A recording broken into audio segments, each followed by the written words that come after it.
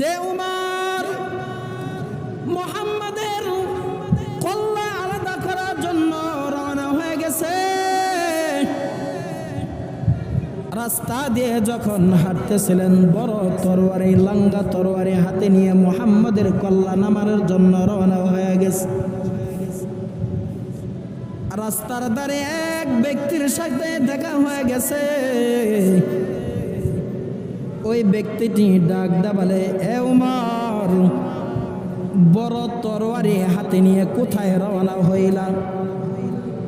জানাইয়া দাও, কোথায় রওনা হয়ে গেছো, আমাকে একটু বলিয়া যাও। উমর রাদিয়াল্লাহু তাআলা আনহু ডাক দেয়া বলে, আমি যাইতেছি মুহাম্মদের বডি থেকে কল্লাটাকে আলাদা করে দেব, মুহাম্মদকে দুনিয়া থেকে বিদায় করে দেব। নাউজুবিল্লাহ। মুহাম্মদকে দুনিয়া থেকে বিদায় করার জন্য রওনা হয়ে গেছি। ওই ব্যক্তিটি বলতেছে, ওমর, মুহাম্মদ তো একজন নবী, একজন মায়ার নবী, দয়ার নবী। এরকম যখন নবীর প্রশংসা করা শুরু করে দিলেন, উমর রাদিয়াল্লাহু তাআলা আনহু রাগান্বিত হয়ে গেছে, শরীরের রক্ত গরম হয়ে গেছে। তখন বলতেছে, তুমিও কি মুহাম্মদের ধর্ম গ্রহণ করছো নাকি? বাপ দাদার ধর্ম সাইরা কি মুহাম্মদের ধর্মে যোগ দিছ নাকি? এই কথা বলার পর উমর রাদিয়াল্লাহু তাআলা আনহু ডাক দিয়ে বলেন, আগে তোমাকে হত্যা করব, তোমার বডি থেকে তোমার গলাটাকে আলাদা করব, তারপর মুহাম্মদকে হত্যা করতে যাব। ওই লোকটি ডাক দিয়ে বলে, উমর, আমাকে হত্যা করার আগে তুমি আগে তোমার ঘর সামলাও, তোমার ঘর সামলাও। উমর ডাক দিয়ে বলে, কেন? আমার ঘরের মধ্যে আবার কি হয়েছে একটু জানাইয়া দাও, আমার ঘরের মধ্যে আবার কি হয়েছে? ব্যক্তিটি ডাক দিয়া জানাইয়া দেয়, উমর, জাননি তোমার ঘরের মধ্যে তোমার বোন ফাতেমা এবং তোমার বোন জামাই নবীর কালেমা পয়রা মুসলমান হয়ে গেছে, এক নবীর সুন্নাহ মানিয়া চলে, আল্লাহর কালাম তেলাওয়াত করে, আল্লাহর ইবাদত বন্দেগী করে। উমর রাদিয়াল্লাহু তাআলা আনহু আরো রাগান্বিত হইয়া বোনের বাড়ির দিকে রওনা হয়ে গেছে। আগে মুহাম্মাদের কল্লা কেন কাটবো? আগে আমার ঘর সামলিয়া মুহাম্মাদের কল্লা কাটানোর জন্য রওনা হয়ে যাব। উমর ইবনে খাত্তাব রাদিয়াল্লাহু তাআলা আনহু আগে দৌড়ায় বোনের বাড়ি চলে গেলেন। বোনের বাড়ি রওনা হওয়ার পর বোনের বাড়ির দরজার সামনে যখন যা পৌঁছাইলেন, ঘর থেকে কে যেন গুনগুন আওয়াজ দিয়া সুন্দর কণ্ঠে, মায়ার কণ্ঠে কে যেন কোরআন তেলাওয়াত করে। সে শোনা মাত্রই ঘরের ভিতরে প্রবেশ করলেন। উমর রাদিয়াল্লাহু তাআলা আনহুর বোন উমরকে দেখা ভয় পাইয়া ওই কোরআনের পৃষ্ঠাগুলো পেছনে লুকাইলেন। যদি উমর একবার দেখে, আমার আল্লাহর কালামের পাতাগুলো উমর টেনে টেনে ছিঁড়ে ফেলবে, নষ্ট করে ফেলবে। এই ভয়ে কোরআনের কাগজের পাতাগুলো পিছনে লুকাইলেন। তখনও পুরাটাই কোরআন নাজিল হয় নাই। উমর ডাকতে বলে, এ বোন, এ ফাতেমা, আমি বাহির থেকে কেমন যেন আওয়াজ পাইলাম, গুনগুন আওয়াজ দিয়ে তুমি কি যেন পড়তেছিলাম, মায়া লাগাইয়া। দেখাও কি পড়তেছ, আমাকে জানাইয়া দাও, কি পড়তেছ জানাইয়া দাও। তখন বোন কোনো আওয়াজ দেয় না, চুপ করিয়া আছে, ভয়ে কাঁপতেছে। ওমর ডাক দিয়ে বলে, বলো, আমি রাস্তার মাঝে শুনতে পাইলাম তুমি এবং তোমার স্বামী নাকি মুহাম্মদের ধর্ম পালন করতেছ।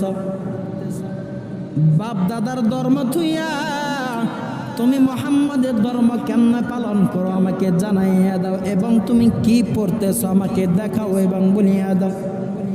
বোনটি বয়ে থরথর করে কাঁপতেছে, জানাইয়া দেয় না।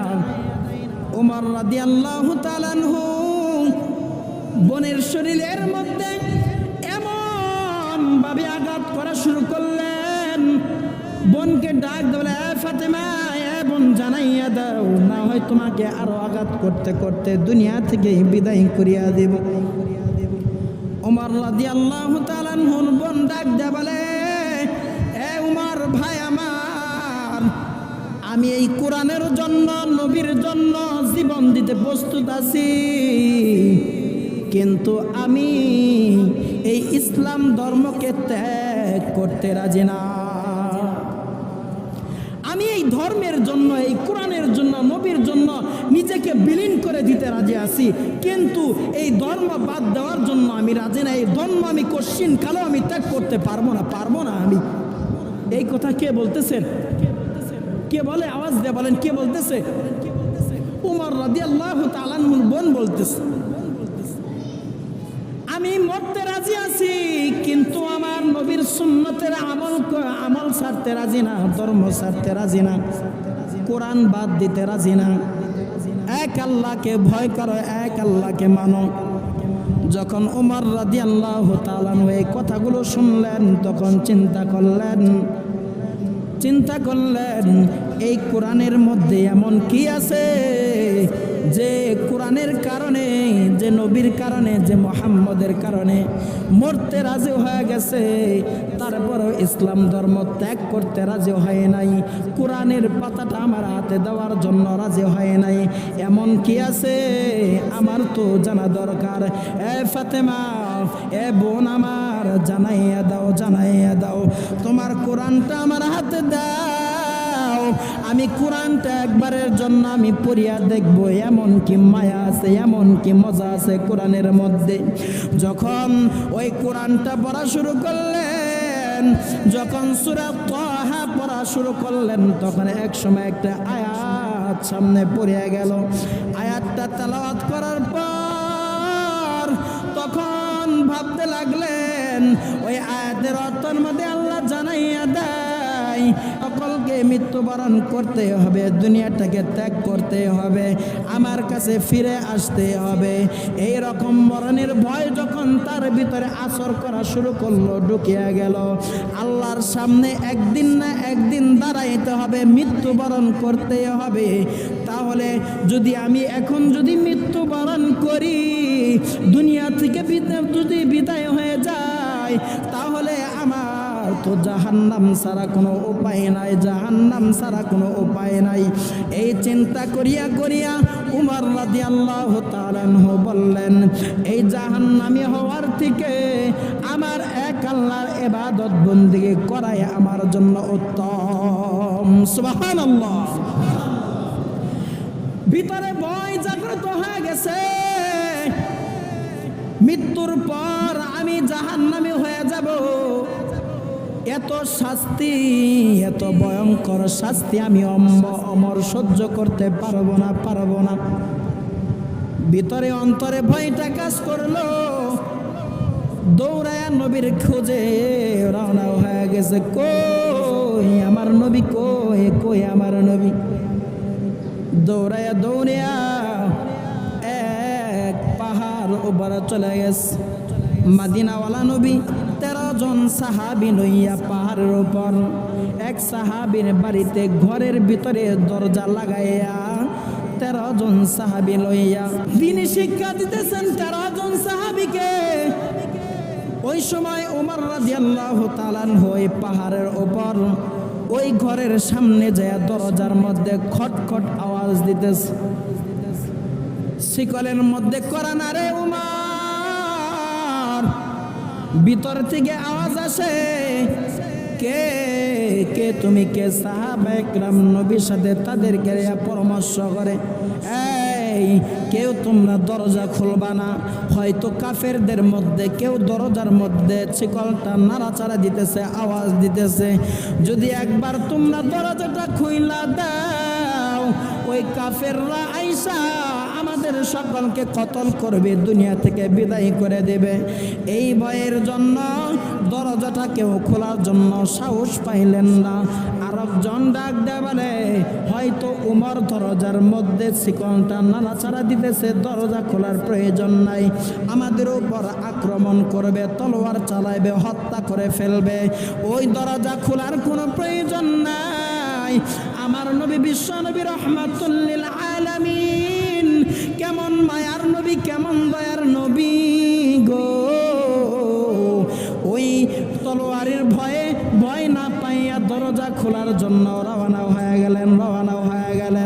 দরজা খুলবে, অন্যায় সাহাবায়ে কেরাম দৌড়াইয়া দরজার সামনে যায় পিঠটা দরজার সাথে লাগাইয়া দিলেন।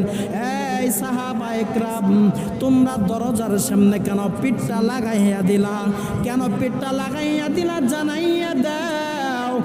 ওই সাহাবায়ে কেরাম ডাক দেবেন, ও নবী পয়গম্বর আমার, কেন পিঠটা লাগাইয়া দিছি জানেন? এই জন্যই পিঠটা লাগাইয়া দিলাম, দরজা খোলার পর যদি কাফের বেঈমান মুশরিকরা যদি আপনার উপর যদি তলোয়ার দিয়ে আক্রমণ করে, নবী আপনার উপর আগে যেন তলোয়ারের প্রভাব যেন না পড়ে, আগে যেন আমাদের উপর তলোয়ারের আসরটা লাগে, আপনার উপর যেন তলোয়ারের আক্রমণটা যেন না লাগে গো নবী আমার। এই জন্যই আমরা আগে আইসা দরজার মধ্যে পিঠটা ঠেকাইয়া দিলাম, যখন আক্রমণ করবে আক্রমণটা যেন আমাদের পিঠের মধ্যে হয়। ও নবী গো, আপনার মধ্যে যেন আক্রমণটা না পড়ে।